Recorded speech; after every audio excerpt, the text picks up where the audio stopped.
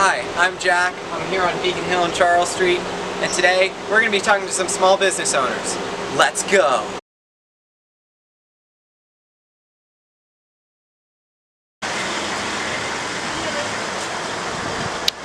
My name is Jack Gurnon, second generation of Charles Street Supply. Charles Street Supply has been on the street since 1948. Wow. It's the second oldest business on Charles Street, on Beacon Hill. My dad came into the business in 1952. Okay. The owner before that, his name was Ralph Block. He was one of these guys that really shouldn't be in retail because he hated everybody. Oof. Hated everybody. And everybody hated him. So he went out of business, got back into business, and my dad was what you call a jobber. He would go to different hardware stores and sell different products. So he would come here, and every time he came in, he'd help customers. So the customers got to know him, the customers got to like him, and Jack was smart. He said, "Hey, you're really good at what you do. I'm really not good at this, but it's my business. How'd you like to be partners?" So my dad was the front man, and Jack was the office guy who played golf more than anything else. So very soon my dad bought him out, and my dad became Charles Street Supply. And I've been here and done a million other things ever since I was old enough to dust.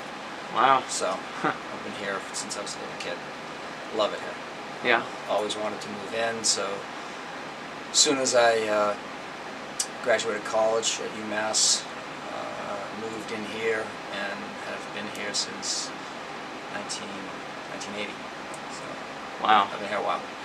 So how have you guys been doing during the pandemic and everything that's going on right now? Has it just been business as usual? Or? Oh no. Oh no.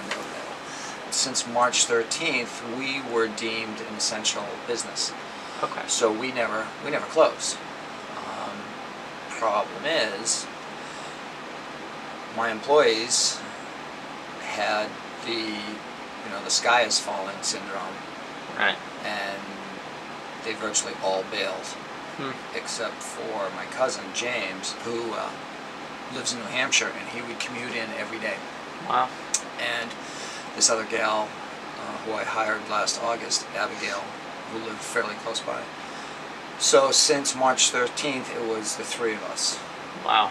Yeah, 6 days a week. We had to close Sundays because I just needed to recharge. Right. So it was really difficult because it was nonstop. I pay 15 people to work here, and we were down to 3. Oof. Wow. It was tough. Yeah. And since we were the only business open, people had to come in, and everybody wants to clean, everybody wants to paint, everybody wants to, get PPE stuff and masks and gloves and all that stuff, and we had it. And then all of a sudden things started to disappear. I mean, things were just gone. Lysol wipes, Lysol spray, I still can't get that stuff. Wow. It's nuts. But we're kind of back to normal. But normal is putting my order in for whatever I want and getting what I order. Right. Now I put in an order and get maybe a quarter of what I need. It's hard, but kind of back to normal. Yeah, it's much better, and it's nice because people walk in and they go, "You're the first people that we've actually talked to in 3 months," and it's really sad. It's really sad. Like I see a lot of my older customers will drive up in the car and pop the trunk and crack the window and want to have a conversation with me because they haven't seen anybody. Are you guys online, and has online, Amazon and all that, has that sort of changed anything here? That's a great question. We're online. We are part of ACE Corporation. Okay. And ACE has a really good online presence. When Amazon stopped shipping, like I'm sure you all did it, you tried to get something from Amazon, they said, yeah, you'll get that in 4 weeks. Right. As opposed to in 4 minutes, as they usually do. Right. I had people coming in the store going, Amazon can't get me this. Can you get me this? And it's like, yeah, lady, it's a light bulb.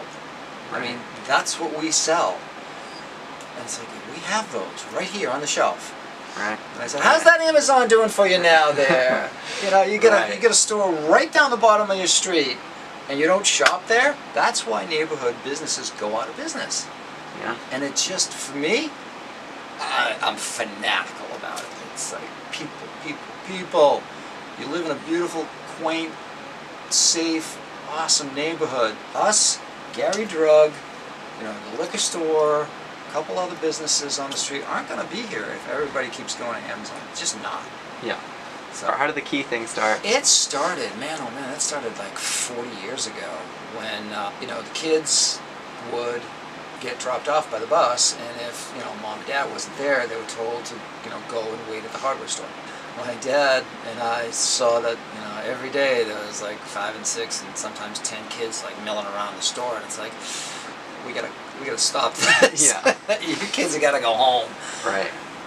So we talked to the parents, and it's like, why don't you leave a key here if you're not around, and we'll give it to the kids, or we'll bring the kids home. We got like a basket, and it had a dozen keys. Now we have like 200. Do you have any traditions here? Oh, it had to be 30 years ago. It was Christmas Eve, so I said to my guys, hey, I have some sausages and stuff. Let's just grill them. It's, you know, it was kind of a nice day. Yeah. So I set up the grill and started grilling sausages, and I was just making lunch for the guys. And all of a sudden, one of my really good customers comes by, full-length mink coat, you know, with a big collar and all the bags from Tiffany's and, you know, all the really high-end shops. Right. She goes, oh, Jackie, could I have a hot dog, please? It's like, sure, here.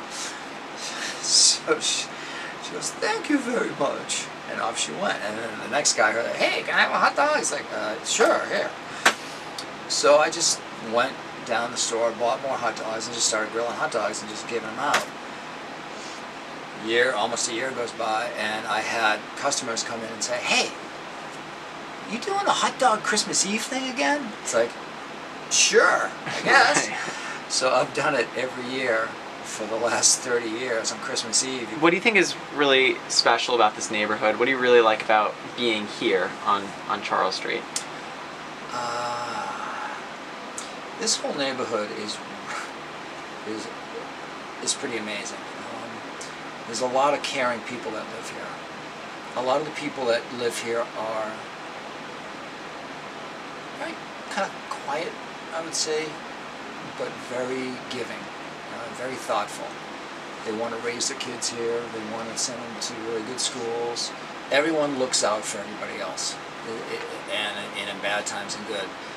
Like, I can't tell you how many people during this whole pandemic have come down and overpaid their bill. You know, a lot of people have house accounts, and I'll get checks written for, you know, 10 times, 50 times the amount that they're owed, just because we want to make sure that people like us and Gary Drug are still here going forward. Right. That's great. I'm starting to get emotional. Yeah. I'm proud to work here, be a business owner. Also, I raised my family here. I live upstairs. I'm what you call the old-fashioned shopkeeper, I guess. And I wouldn't have it any other way. Every day I wake up and it's like, all right, what are we gonna do today? Right. I get to be a hero to somebody today, you know. So it's really fun. It's great. I love it. I'm gonna retire here, maybe someday. That's my story, Jack. I've lived on Beacon Hill for the last 7 years of my life, and I haven't really looked into all the wonderful places to go on Charles Street. So first, we're gonna check out Danish Country Antiques. I opened the store in 1984, Wow. February. street is changing, and there's very few antique stores. And at the beginning, I did something very alternative, which was the stripped pine. It was not mahogany, it was not walnut, it was not American, it was not British, and it was not French. Okay. I was the alternative guy. Right. And everyone thought, oh, the poor guy, he's here with a pregnant wife. He's going to be out. He's gone in no time. And lo and behold, 36 years later, I'm still here. Can you tell us a little bit how the business has run during this period of distancing and coronavirus? Well, it hasn't run. It's going to be very, very rough. And it is very rough because also people are not on the street and very few people are actually buying things. Right. They're out of the habit. Well, just in terms of your location, obviously you have a great spot. What is so special about this neighborhood? What do you really like about Well, being here? when I opened the store, there were 3 places to look off in Boston and a couple of places in Cambridge. And this was an empty shop at the time, and it was big. I don't think I would have lasted so long anywhere else because the Cambridge changed, the Harvard Square changed earlier. Newbury Street got so expensive, it's, any antique stores that had been over there, long gone. It's just a friendlier, easier, but I can leave the door open and go get extra and get coffee. And I can come in and people are in here and I say, hi, and did the phone ring, something, and no, and everyone's cool. There used to be 26 antique stores on the street. Almost every other shop that you see now either empty or with a barber shop or with a pretty underwear shop. They were all antique stores. What has changed is the street, but it's also people's way of doing their homes, what the alternatives are for them, and it's 2 things. It's the demand on people's money and the availability of cheap, very inexpensive things that didn't exist, literally did not exist 30 years ago. But what has changed? Now people don't invite people into their homes with the disease, that's for sure. Right. Absolutely, 100%. But even before you could see a transition, they would meet at a restaurant, which is great for the restaurants, and I love that. But there's also something about making your home yours and not room number 6 from the catalog. Do you get a lot of business through the website? No, not for the amount of work that I have to put into it. In fact, that's what I would say. Just uploaded 5 pieces today. Wow. Because I think that is one of the biggest changes is the internet. Mind a positive sort of experience you've had here? I've had a ton of them. What do you think after 36 years? Yeah. Give me a break, will you? I've had so many good ones. That's why I'm smiling. Yeah. One thing about Charles Street also is that when the Hollywood people come by on their day off, or the famous people, even if they're incognito, they are still left alone basically. I mean, I've had movie stars and directors as clients, but I've also had them just walking through the store, and half the time I don't recognize them, unfortunately. But everybody gets treated the same way, and it's fun. I think it's fun for them, and it's certainly fun for the few people I see following that and then they tell me who it is. That kind of, Sometimes people, when they're out of work, they just want to relax. Right. But that's Charles Street, and it still is Charles Street. And I'm hoping it stays that way. But this is one of the best streets in the country. I hope you enjoyed this first episode. Stay tuned for part 2. Bye.